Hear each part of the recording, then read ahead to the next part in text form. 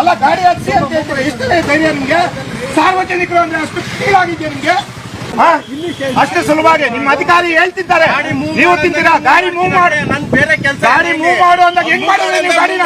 ನನಗೆ ಜೋರ್ ಮಾಡ್ಬೇಡ, ಗಾಡಿ ಮೂವ್ ಮಾಡು ಅಂದಾಗ ನನಗೇನ್ ಜೋರ್ ಮಾಡ್ತೀವಿ? ಮೂವ್ ಮಾಡಾಗ ಮಾಡ್ತೀನಿ ನಾನು. ನಾನು ಆಗ್ಲಿಂದ ನೋಡ್ತಿದ್ದೀನಿ. ಸುಮ್ಮನೆ ಡ್ರೈವರ್ ಸರ್ ಕಣ್ಣ ಮಾತಾಡಕ್ ಬರಲ್ಲ. ನಿನ್ನ ಐಡಿ ಕಾರ್ಡ್ ಎಲ್ಲಿದೆ? ನಿನ್ನ ಐಡಿ ಕಾರ್ಡ್ ಚೈತನ್ಯ ಇಂಡಸ್ಟ್ರಿಯಲ್ ಸ್ಕೂಲ್ ಓಪನ್ ಮಾಡಿ. ನಿನ್ನ ಐಡಿ ಮಾಡಿ ಮಾಡ್ತೀನಿ ನಾನು. ಗಾಡಿ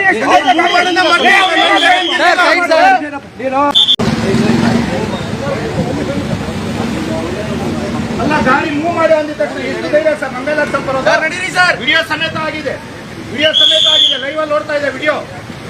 ಎಷ್ಟು ಧೈರ್ಯ ಇರಬೇಕು ಈಗ?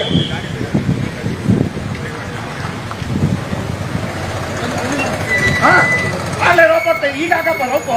ಏನೋ ನಾನು ಒಬ್ಬ ಡ್ರೈವರು ನೀನ್ ಮಾತಾಡಿದ ವಿಧಾನ ಸರಿ ಇಲ್ಲ.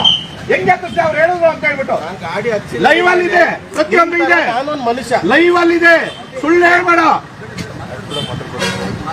ಕಂಪ್ಲೇಂಟ್ ಬುಕ್ ಆಗ್ಬೇಕು ಸರ್ ಇದು.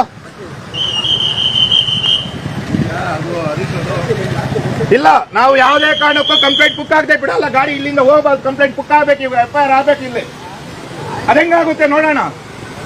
ಏನ್ ಸರ್ಕಾರಿ ಅಧಿಕಾರಿಗಳಂದ್ರೆ ಹಚ್ಚೋದಕ್ಕೆ ಎಷ್ಟು ಧೈರ್ಯ ವಿಜಯಣ್ಣ ಇವ್ರಿಗೆ? ಹಚ್ಚು ಅಂತ ಹೇಳ್ತಾರಲ್ಲ ಇವ್ರಿಗೆ. ಉದಾಹರಣೆ ಕೊಟ್ಟು, ಯಾಕಂದ್ರೆ ನಮ್ಮೊಂದು ಎಕ್ಸ್ಪೀರಿಯನ್ಸ್ ಮಾಡಿ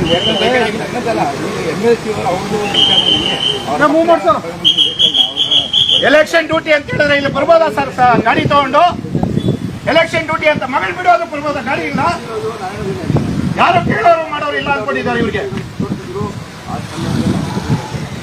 ಶಾಪಿಂಗ್ ಮಾಲ್ಗಳಲ್ಲಿ ಬಂಗಾರ ತೆಗೆಯೋದಕ್ಕೆ ಅನ್ಕೊಂಡಿದ್ದಾರೆ ಇವರೆಲ್ಲ. ಮಕ್ಕಳ ಶಾಲೆಗೆ ನೀವು ಮತ್ತೆ ಏನ್ ಮಾಡ್ತೀರಾ ಅಂದ್ರೆ ನಮ್ಮ ವೆಹಿಕಲ್ ಅಲ್ಲ ವಿಜಯಣ್ಣ, ಗಾಡಿ ಹಚ್ಚು ಅಂತ ಹೇಳ್ತಾರಲ್ಲ ವಿಜಯಣ್ಣ, ಎಷ್ಟು ಧೈರ್ಯ ಇರ್ಬೇಕು ಇವ್ರಿಗೆ? ಅಲ್ಲ ಧೈರ್ಯ ಎಷ್ಟಿರ್ಬೇಕು ಇವ್ರಿಗೆ? ಅಧಿಕಾರಿ ಆಗ್ಬಿಟ್ರೆ ಏನ್ ತಲೆ ಮೇಲೆ ಕಿರೀಟ ಬಂದಿದ್ಯಾ ನಿಮ್ಗೆ?